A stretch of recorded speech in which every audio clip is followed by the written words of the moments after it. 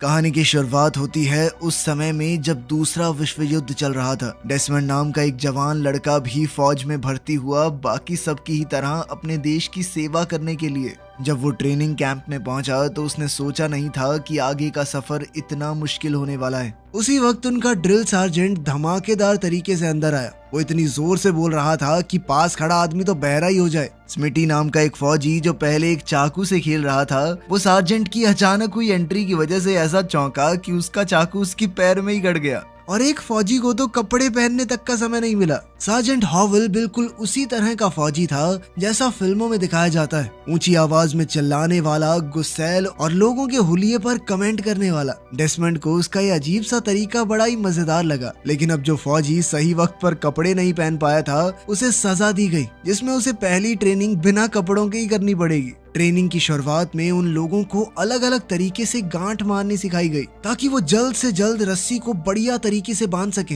बहुत जरूरत पड़ती है इस सब की। डेसमंड को इस सब में बहुत दिक्कत आ रही थी, लेकिन वो पहाड़ों में पला बड़ा था तो भागा दौड़ी और चीजों को फांदने की ट्रेनिंग में वो बड़ी ही आसानी से सबसे आगे निकल गया। अब तक उसके लिए सब कुछ बढ़िया चल रहा था, लेकिन असली दिक्कत तब शुरू हुई जब हथियार चलाने की बात आई और डेसमंड ने अपने उसूलों के चलते बंदूक को हाथ लगाने तक से मना कर दिया। ये सुनते ही सार्जेंट हॉवेल उसी वक्त डेसमंड को कैप्टन ग्लोवर के ऑफिस में ले गया। डेसमंड ने कैप्टन से कहा कि उसे बताया गया था हथियार नहीं उठाने पड़ेंगे, और उसने ये भी बताया कि शनिवार को मैं काम नहीं कर सकता, उस दिन मैं भगवान का नाम लेता हूँ बस। ग्लोवर को उसकी बात पर हंसी आ गई। वो समझ गया कि डेसमंड को लड़ाई में ले जाने का कोई फायदा नहीं है जब वो उनके बेसिक रूल ही नहीं मान रहा। इसके बाद तो डेसमंड को मानसिक जांच के लिए भेज दिया गया, क्योंकि कैप्टन को डेसमंड सर्विस के लिए तंदुरुस्त नहीं लगा। उधर हॉवेल सभी सैनिकों को उनकी बेइज्जती करते हुए नीचा दिखा रहा था। उसने सबको डेसमंड की बात बताई कि कैसे उसने लड़ने से इनकार कर दिया। ये भाई साहब लड़ाई में जाना चाहते हैं, लड़ना नहीं चाहते। वाह। उसने सबसे कहा कि युद्ध में कुछ भी करना, इस आदमी पर भरोसा मत करना। उसी दिन रात के समय लाइट बंद होने से पहले डेसमंड अपनी बाइबल में अपनी मंगेतर की तस्वीर देख रहा था। तभी स्मिटी ने उससे बाइबल छीन ली, लेकिन डेसमंड गुस्सा नहीं हुआ। उसने बड़े आराम से कहा कि भाई दे दे यार। अगले दिन डेसमंड अपने दिमाग की जांच के लिए पहुंचा। डेसमंड ने बताया कि वो बिल्कुल तंदुरुस्त है, उसे कोई बीमारी नहीं, वो बस थोड़ा अलग है, भगवान पर भरोसा रखता है, वो कोई पागल तो नहीं। डॉक्टर को समझ आ गया कि डेसमंड बिल्कुल ठीक है और पागल बोलकर तो उसे बिल्कुल निकाला नहीं जा सकता। उसे युद्ध में एज अ मेडिक काम करना है तो उसे अनुमति दी जा सकती है, लेकिन इसके लिए उसे ट्रेनिंग तो पार करनी पड़ेगी। लेकिन अब तो कैप्टन ग्लोवर की ईगो पर आ गई थी, वो उसे निकालना ही चाहता था। जब वो नियमों के हिसाब से उसे नहीं निकाल पाया तो उसने हॉवेल को डेसमंड की ट्रेनिंग और कड़ी करने को कहा। उसी पल से डेसमंड को सबसे मुश्किल और थकाने वाले काम दिए जाने लगे। टॉयलेट साफ करने का काम भी उसे ही दिया जाने लगा। उसकी हालत और बदतर करने के लिए हॉवेल ने एक सुबह उसका बिस्तर उलट पुलट कर दिया और सभी सैनिकों की आने वाली छुट्टी रद्द कर दी। इसकी वजह उसने डेसमंड को बताया। सबको डेसमंड पर बहुत ज्यादा गुस्सा आ गया और उस रात कुछ लोगों ने मिलकर जब वो सो रहा था तो उसे खूब मारा। स्मिटी जो दूर से ये सब देख रहा था, वो सोच में पड़ गया कि आखिर ये आदमी क्यों जाना चाहता है लड़ने। इसे घंटा कोई रिस्पेक्ट नहीं मिल रही, लोग गाली अलग से दे रहे हैं, क्यों नहीं जा रहा घर पे। अगली सुबह हॉवेल ने देखा कि डेसमंड के पूरे शरीर पर घाव थे और तरस खाकर उससे कहा कि बेटा तू चला जाना, जा क्यों नहीं रहा है यहाँ से, चला जा। लेकिन डेसमंड ने सीधा मना कर दिया कि चाहे कुछ भी हो जाए, मैं युद्ध में देश को बचाने के लिए जाऊंगा तो जाऊंगा। और तो और डेसमंड ने उन सिपाहियों के नाम भी नहीं बताए जिन्होंने उसे मारा था, बल्कि उसने कहा कि मैं तो गिर गया था इसीलिए ये निशान पड़े। जैसे ही उनकी ट्रेनिंग खत्म हुई, सभी सैनिकों को छुट्टी मिल गई सिवाय डेसमंड के, जिसे ऑर्डर के खिलाफ जाने की वजह से अरेस्ट कर लिया गया। उधर घर पर उसकी मंगेतर डोरोथी शादी वाले दिन उसका इंतजार कर रही थी। जब वो नहीं आया तो डोरोथी कहीं ना कहीं समझ गई कि जरूर कुछ तो हुआ है। डेसमंड ऐसे ही उसे छोड़ेगा नहीं। जेल में बंद डेसमंड अब अंदर से टूट गया था। उसी दौरान ग्लोवर उससे मिलने आया। उसने सुझाव दिया कि अगर डेसमंड अपनी गलती मान ले तो बिना किसी कार्रवाई के उसे छोड़ दिया जाएगा, लेकिन डेसमंड ने कहा कि मैं गलत बात का साथ नहीं दे सकता। इसके बाद डोरोथी उससे मिलने आई। दरअसल बात बस इतनी थी कि वो बंदूक चलाने को मान ही नहीं रहा था, जिसके बिना उसकी ट्रेनिंग पूरी नहीं हो सकती। डोरोथी ने उससे कहा कि तुम मान क्यों नहीं जाते, एक बार ट्रेनिंग पूरी कर लो फिर मत चलाना। लेकिन डेसमंड का फैसला नहीं बदला, और वो हमेशा से ऐसा नहीं था। उल्टा बचपन में तो वो बहुत गुस्सैल था। वो इतना कैसे बदल गया ये दिखाने के लिए कहानी समय में पीछे गई। अब हम एक छोटे डेसमंड को देखते हैं। उसका हैल नाम का एक भाई भी है। उसकी माँ बर्था एक बहुत ही धार्मिक औरत है और पिता टॉम एक रिटायर्ड फौजी। दोपहर के वक्त डेसमंड और हैल आपस में लड़ रहे थे। लड़ते लड़ते बात बहुत ज्यादा बढ़ गई और डेसमंड ने गुस्से में आकर एक ईंट अपने भाई के माथे पर दे मारी, जिसके बाद हैल मरते मरते बचा। हैल तो बच गया, लेकिन इस हादसे का डेसमंड के ऊपर बहुत गहरा असर हुआ। डेसमंड को एहसास हुआ कि उसने गुस्से में आकर बहुत गलत काम किया है, और अगर उसका भाई मर जाता तो वो क्या करता। जब उसकी माँ ने उसे समझाया तो उसे और पछतावा हुआ। वो दिन और आज का दिन, वो गुस्से वाला लड़का एक बहुत ही शांत इंसान बन चुका था। आज वो चर्च में कुछ काम कर रहा था। जैसे ही डेसमंड ने देखा कि एक आदमी का एक्सीडेंट हो गया है तो वो बिना हिचकिचाए बाहर की तरफ भागा। आदमी के बहते खून को रोकने के लिए डेसमंड ने अपनी बेल्ट का इस्तेमाल किया और जल्दी से उस घायल आदमी को हॉस्पिटल ले गया। डॉक्टर ने भी अपने दिमाग का इस्तेमाल करने के लिए डेसमंड की तारीफ की, जिस वजह से आज एक जिंदगी बच गई है। डॉक्टर और नर्सेस को काम करता देख डेसमंड की एक सोई हुई इच्छा जाग गई। वो हमेशा से डॉक्टर बनना चाहता था, लोगों की मदद करना चाहता था, लेकिन कभी इसके लिए पढ़ाई करने का मौका ही नहीं मिला। उस दिन डेसमंड को डोरोथी नाम की एक नर्स दिखी। वो डोरोथी को देखते ही उसके प्यार में पड़ गया था। वो तो उससे बात करने का बस बहाना ढूंढ रहा था। जब उसे पता चला कि ब्लड डोनेट करने से इससे बातचीत हो सकती है तो वो उसी वक्त तैयार हो गया कि जितना मर्जी खून निकाल लो।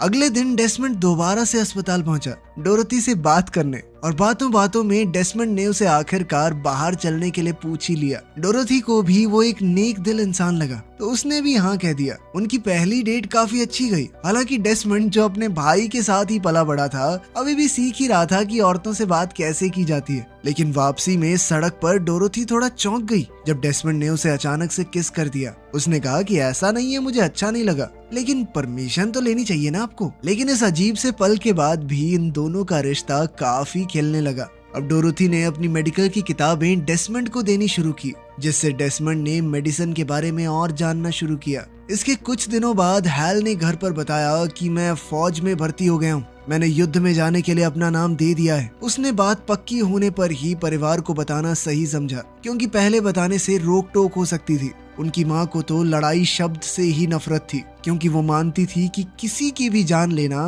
भगवान के खिलाफ अपराध है। और हैल को फौज की वर्दी में देखकर टॉम की दर्दनाक यादें ताजा हो गई, क्योंकि उसने भी अपने समय पर लड़ाइयाँ लड़ी थी और उसके सारे अच्छे दोस्त जो उसके साथ पले बड़े थे उस युद्ध में मारे गए। वो लड़ाई उन सबको खा गई, जिसके बाद हैल उदास होकर बस शराब पीने लगा था। अपने बेटे के इस फैसले से नाखुश होकर टॉम ने उसे कमरे से बाहर निकाल दिया। इसके बाद डेसमंड ने अपनी माँ से कहा कि माँ, मैं भी फौज में जाऊंगा, लेकिन किसी की जान लेने नहीं, बचाने, एक डॉक्टर के तौर पर। खैर अगले दिन उसने डोरोथी को भी ये बात बताई। उसे ये बिल्कुल भी अच्छा नहीं लगा कि डेसमंड बेवजह अपनी जान खतरे में डाल रहा है, लेकिन डेसमंड ने कहा कि देश को हमारी जरूरत है, हम नहीं लड़ेंगे, कौन लड़ेगा, पर जाने से पहले मैं तुमसे शादी करना चाहता हूँ। ये बात सुनकर एक बार को तो डोरोथी चौंक गई, लेकिन फिर उसने हाँ कह दिया। शादी की तारीख पक्की हो गई, लेकिन युद्ध के लिए निकलने से पहले डेसमंड अपने पिता से मिलने गया, जो अपने उन दोस्तों की कब्रों के पास खड़े थे जिनको उन्होंने युद्ध में खो दिया।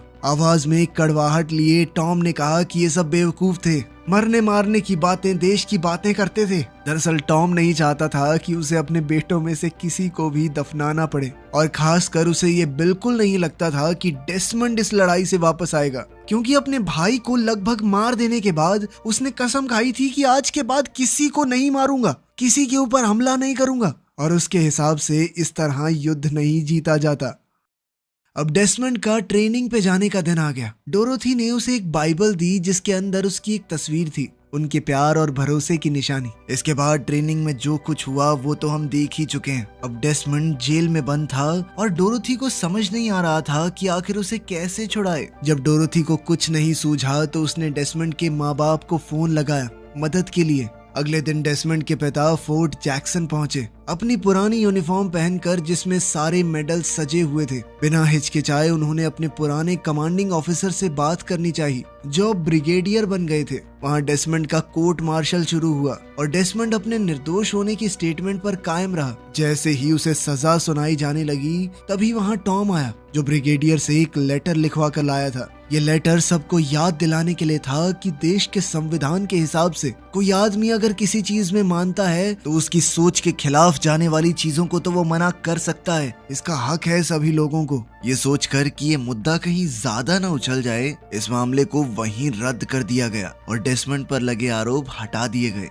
अब वो लड़ाई में एक मेडिक के तौर पर जाने के लिए पूरी तरह तैयार था, वो भी बिना कोई हथियार उठाए। इसी खुशी में अब आखिरकार डेसमंड और डोरोथी की शादी हुई और उन दोनों ने पहली रात साथ बिताई। 1945 में डेसमंड की टुकड़ी को जापान के ओकिनावा आइलैंड पर तैनात किया गया। अब वो सीधे सीधे युद्ध के मैदान में कूदने वाले थे। जैसे ही वो वहां पहुंचे, दिल दहला देने वाले नजारे सामने आए। लाशों के ढेर ऐसे हटाए जा रहे थे जैसे कचरा हूं। तब समझ आया कि वो उन सैनिकों की जगह लेने आए हैं जो पहले से मर चुके हैं। पिछले डिवीजन के बचे हुए सैनिकों को ग्लोवर की यूनिट के साथ मिला दिया गया और वहीं डेसमंड की मुलाकात 2 और मेडिक्स से हुई। वहां उन्हें पता चला हैक्सॉ रिज के बारे में। अमेरिका की फौज ने हैक्सॉ रिज पर 6 बार कब्जा करने की कोशिश कर ली थी, लेकिन हर बार जापान की सेना ने उन्हें धूल चटा दी। दुश्मन जानबूझकर मेडिक्स के ऊपर हमला करता है ताकि घायल लोगों की कोई मदद ना हो सके। इसी वजह से डेसमंड को मेडिक वाला साइन हटाना पड़ा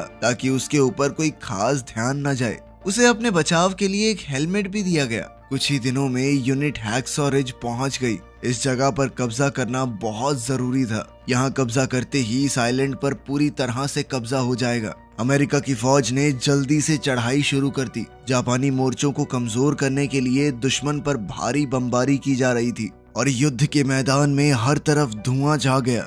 उनकी यूनिट इस चीज का फायदा उठाकर चोटी की ओर चढ़ने लगी, लड़ाई के लिए एकदम तैयार। लेकिन वो कहां जानते थे कि ये युद्ध बहुत ज्यादा भयानक होने वाला है। जैसे जैसे वो ऊपर बढ़ते चले, जापानी फौज की तरफ से भी भयानक बमबारी होने लगी। एक के बाद एक फौजी मरने लगे, लेकिन डेसमंड जितने आदमियों को बचा सकता था उनकी मदद करता रहा, यहाँ तक कि उन सिपाहियों की भी जो पहले छूट गए थे। कई बार जापान के सैनिक डेसमंड को मारने के काफी करीब आ गए, लेकिन स्मिटी ने मौका मिलने पर उसकी जान बचाई। स्मिटी सबको मारता रहा और डेसमंड को कई बार बचाया। बहुत ही लंबे और खतरनाक युद्ध के बाद रात आ गई और अमेरिकन्स ने मोर्चा संभालने का फैसला किया। उन्होंने वहीं पर कैंप लगा लिया ताकि सुबह होते ही पूरी चोटी के ऊपर कब्जा किया जा सके। हॉवल ने सबको बताया कि कहीं भी अकेले जाना बहुत खतरनाक है, इसलिए अपने अपने गड्ढों में ही आराम कर लेना, इधर उधर बाहर मत जाना। लेकिन डेसमंड पूरी जान लगाकर घायल सैनिकों को बचाने में लगा हुआ था। वो नहीं चाहता था कि एक भी जिसे बचाया जा सकता है वो बेमौत मारा जाए। वो अपनी जान के बारे में ना सोचते हुए जिंदा बचे हुए लोगों को बचाने निकल पड़ा। डेसमंड ने कुछ घायल सैनिकों की जान बचा ली और उन्हें वापस ले आया। इसके बाद वो और स्मिटी एक गड्ढे में आराम करने लगे। अब स्मिटी का बर्ताव डेसमंड के लिए पूरी तरह बदल गया। जिस तरह डेसमंड अपने बारे में ना सोचते हुए सबकी जान बचाने में लगा हुआ था, उससे स्मिटी की आंखों में उसके लिए बहुत ज्यादा इज्जत आ गई थी। दोनों ने आपस में थोड़ा हंसी मजाक किया और उनका रिश्ता काफी बेहतर हो गया। जब डेसमंड सोया तो उसे युद्ध के डरावने सपने आने लगे। उसने देखा कि दुश्मन उनके खड्डे में घुस गया और उन दोनों को मार दिया। वो बेहद डरा हुआ था और उसने अपना सपना स्मिटी को बताया। लेकिन स्मिटी ये सुनकर दंग रह गया कि तूने सपने में भी हथियार नहीं उठाया जब वो दुश्मन हमें मारने वाले थे। कमाल आदमी है भाई तू। अब करने को कुछ और तो था नहीं, तो डेसमंड ने उसे अपनी कहानी सुनाई। सालों तक दारू पी के उसके पिता उसकी माँ को मारते रहे और डेसमंड रोज ना चाहते हुए भी ये सब देखता। एक दिन जब हद हो गई तो डेसमंड ने टॉम का सामना किया। टॉम से उसकी बंदूक लेकर उसी पर तान दी, लेकिन उस पल उसे ताकतवर महसूस नहीं हुआ, बल्कि उसके पिता टूटकर घुटनों पर बैठ गए और बुरी तरह रोने लगे। उसके पिता की यह हालत भी तो युद्ध की वजह से ही हुई थी। उन्होंने इस बंदूक की वजह से अपने कई दोस्तों को खोया। उस दिन से मैंने कसम खा ली थी कि आज के बाद कभी हथियार नहीं उठाऊंगा। स्मिटी ने भी अपनी कहानी सुनाई। उसने कभी अपने पिता को नहीं देखा और उसकी माँ उसे एक अनाथ आश्रम में छोड़ गई जब वो बच्चा था। खैर सुबह होते ही जापानी फौज ने पलटवार शुरू कर दिया। अभी अमेरिकी फौजी थोड़ी थोड़ी कच्ची नींद में ही थे। भारी बमबारी के चलते हॉवल ने पीछे हटने का ऑर्डर दिया। उनकी नेवी ने उनकी सुरक्षा करने की कोशिश की, लेकिन जापानी फौज बहुत ज्यादा खतरनाक बमबारी कर रही थी। इस सब में स्मिटी बुरी तरह घायल हो गया, लेकिन डेसमंड नहीं डरा। उसने अपने दोस्त को उठाया और सुरक्षित जगह पर ले गया। कोई और रास्ता नहीं था तो अमेरिकन फौज पूरी तरह से वहां से हट गई और चोटी से नीचे उतर आई। डेसमंड भी वहां से जा सकता था, लेकिन वो नहीं गया। उसे रोते हुए आदमियों की चीखें सुनाई दे रही थी जो अब पीछे छूट गए थे। उसने फैसला किया कि इन सबको बचाना होगा। कैप्टन ग्लोवर पीछे हटने की अगुवाई कर रहा था। बचे हुए सैनिकों को इकट्ठा करके वो वहां से निकलने लगा। उन्होंने उस जगह की निगरानी के लिए कुछ ही फौजियों को पीछे छोड़ा। वहीं अपनी जान की परवाह किए बिना डेसमंड इस तबाही के बीच में जूझ रहा था। वो एक के बाद एक घायल सैनिकों को बचा रहा था। वो एक रस्सी की मदद से एक एक करके उन सबको बांधकर नीचे उतारता गया। जैसे ही ग्लोवर समझा कि डेसमंड कर क्या रहा है, उसने तोप खाने से हमला करने के आदेश दिए ताकि डेसमंड की सुरक्षा हो सके। लेकिन इस वजह से डेसमंड, ग्लोवर और बाकी बचे सैनिक दुश्मन की नजर में आ गए और अब वो पूरी तरह से देख रहे थे। कभी भी हमला हो सकता था, लेकिन फिर भी डेसमंड ने हार नहीं मानी। गाड़ियां आई ताकि घायल सैनिकों को ले जा सकें, जिन्हें डेसमंड नीचे उतार रहा था। वो तब भी नहीं रुका जब जापानी सैनिक नजदीक आ गए। अचानक डेसमंड को एक घायल फौजी मिला।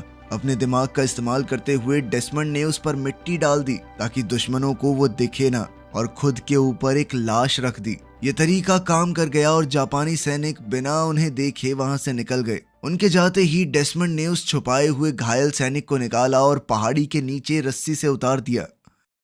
वहीं हताश हो चुका ग्लोवर अपने सुपीरियर से मदद की मांग कर रहा था, लेकिन युद्ध के चलते अब वो भी मदद भेजने में झिझक रहे थे। जैसे जैसे ये युद्ध आगे बढ़ रहा था, डेसमंड ने एक खतरनाक कदम उठाया। वो चोटी से नीचे उतरने लगा, लेकिन इस बार दुश्मन ने उसे देख लिया। भारी गोलाबारी के चलते डेसमंड एक जापानी टनल में कूद गया।